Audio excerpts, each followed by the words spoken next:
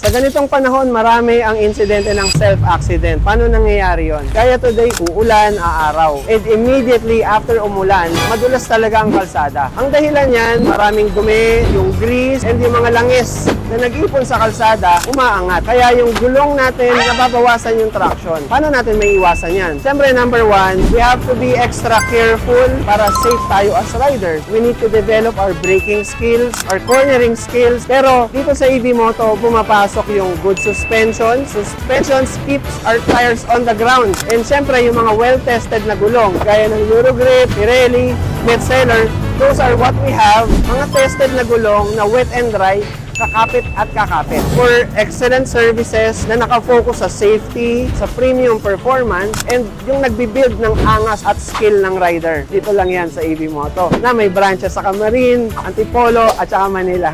Dito sa AV Moto Tuning ay makakaasa ka.